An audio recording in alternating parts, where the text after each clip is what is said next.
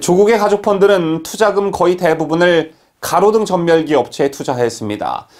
그런데 이게 문제가 된 이유는 조국의 가족펀드가 가로등 전멸기 업체에 투자한 후 얼마 뒤에 청와대가 이 회사 사업 영역인 스마트 가로등을 언급하는 일이 있었기 때문인데요.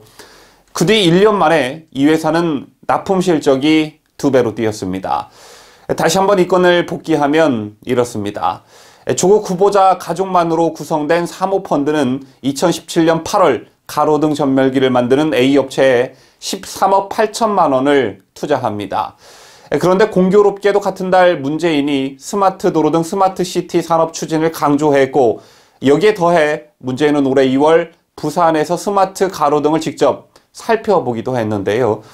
이런 배경 속에 A업체의 관급공사 납품 건수는 2017년 8월 이후 지속적으로 늘어나 2018년에는 2배 가까이 급증했고, 정부의 스마트시티 언급 이후 수주 건수만 171건에 달했습니다. 때문에 당시 민정수석으로 있던 조국 민정수석이 정부가 주도하는 사업의 내부 정보를 자신의 이득을 취하는 데 활용하지 않았겠느냐라는 이른바 이해충돌 문제가 대두된 것인데요. 이 문제가 처음 불거졌을 당시 언론에서 주로 기사 제목으로 뽑았던 것이 조국 펀드의 수상한 실적이었습니다. 자, 그런데 조국 사태에서 논란이 불거진 이 스마트 가로등 사업이 다른 곳에서도 문제가 불거졌습니다. 자, 아직 속단하기는 이르겠지만 이 정권 들어 의혹이 계속 제기되고 있는 태양광 비리와 함께 이 스마트 가로등 사업이 향후 정권 게이트로 번질 소지가 다분하다고 보는데요. 자, 이번엔 정권 핵심 관계자가 이 스마트 가로등 사업에 연루됐다는 보도가 나왔습니다. 최근에 전국의 고속도로에선 가로등과 터널 등을 LED 등으로 바꾸는 작업이 한창이라고 합니다. 당연히 이 사업을 주도하고 있는 곳은 한국도로공사이겠고, 현재 한국도로공사 사장을 맡고 있는 사람이 바로 이강래 한국도로공사 사장입니다. 이강래 한국도로공사 사장은 김대중 정부에서 청와대 정무수석을 지냈고, 이후에 민주당 원내대표까지 지냈던 인물이지요. 다시 말해 현 정권의 핵심 실세라고 볼 수 있는데, 이강래 사장은 문재인 정부가 1호로 임명한 공기업 사장이기도 합니다. 자, 이렇게 문재인 정부 1호 인사로 한국도로공사 사장이 된 이강래 사장은 취임 직후에 신규 가로등뿐만 아니라 전국의 낡고 오래된 가로등도 모두 바꾸겠다면서 이른바 스마트 가로등 사업을 내놨습니다. 여기까지만 놓고 보면 전혀 문제가 없어 보이는데요. 여기서 대한민국 부정부패 비리 게이트에서 단골 메뉴처럼 등장하는 친인척이 등장하게 됩니다. 도로공사의 스마트 가로등에 들어가는 핵심 부품을 이강래 사장의 동생들이 운영하는 회사가 사실상 독점해서 납품하고 있는 것으로 확인되었다는 것입니다. 자, 그러니까 이강래 사장이 지시를 내려서 도로공사가 이 스마트 가로등 사업을 확대 전개하면 할수록 핵심 부품을 독점 납품하는 동생들의 이득은 점점 커지는 구조를 띠고 있는 것인데요. 2017년 11월 한국도로공사 사장으로 취임한 이강래 사장은 취임하자마자 취임사에서 첨단 스마트 고속도로를 강조하면서 낡고 오래된 가로등과 터널 등을 전면 교체하겠다는 뜻을 밝혔고, 지난해 4월에는 해당 사업에 5년 동안 3천억 원이 넘는 예산을 투입하겠다라고 발표했습니다. 3천억 원의 예산은 결코 작은 예산의 금액이 아닌데요. 스마트 가로등에 들어가는 핵심 부품에는 PLE라는 칩이 있는데, 이 칩의 80%가량이 인스콥이라는 회사 제품이라고 합니다. 자, 그런데 이 회사의 대표이사는 이강래 사장의 둘째 동생 이모 씨로 30.8%의 지분을 가지고 있을 뿐만 아니라 이 씨는 동시에 인스콥이 고문으로 되어 있습니다. 자, 여기에 더해 이강래 사장의 셋째 동생도 인스콥이 사내이사로 등록이 되어 있는 것으로 확인이 되었는데요. 사실상 이강래 사장 형제들이 경영하는 회사가 도로공사 LED 가로등의 핵심 부품을 사실상 독점하고 있던 것입니다. 그런데 이 같은 언론 보도가 나오고 동생들이 사실상 한국도로공사가 주도하는 사업의 핵심 부품을 독점하고 있다는 내용이 밝혀졌는데도 불구하고 당사자인 이강래 사장은 이 회사의 존재에 대해 전혀 모른다는 입장을 보였습니다. 자, 우리가 상식적으로 형제 간의 인연을 아예 끊고 모르고 사는 경우가 아니라면 동생들이 무슨 사업을 하고 어떻게 먹고 살고 있는지 모를 리가 만무할 텐데 이강래 사장의 대답은 일단 모른다였습니다. 자, 그런데 이강래 사장이 이 회사를 알았을 것이다 라는 결정적 단서가 나오게 되는데요. 올해 이 사장이 신고한 재산 공개 목록에 이 사장의 배우자가 비상장 회사인 인스코 바이오팜 4만 주를 보유하고 있다는 신고 내역이 언론사에 의해 밝혀진 것입니다.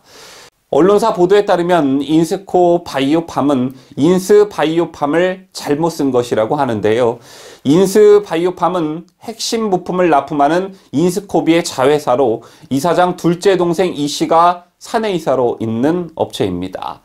자, 이것마저 밝혀지자 이강래 사장은 인스코비가 LED 조명 등의 부품 업체인지 이번에 처음 알았다라는 상식적으로 납득할 수 없는 반응을 보였다고 합니다.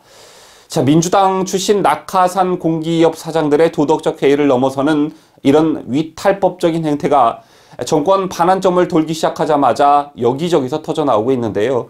자, 이전에는 태양광 발전 업체 대표를 지낸 이력으로 논란이 된 최규성 한국농어촌공사 사장이 결국 사퇴하는 일이 벌어지기도 했었고, 자, 이상직 중소기업진흥공단 이사장과 김성주 국민연금공단 이사장의 선거법 위반 논란 등 민주당 출신 또는 민주당 계열 낙하산 인사들을 둘러싼 잡음이 끊이질 않고 있습니다.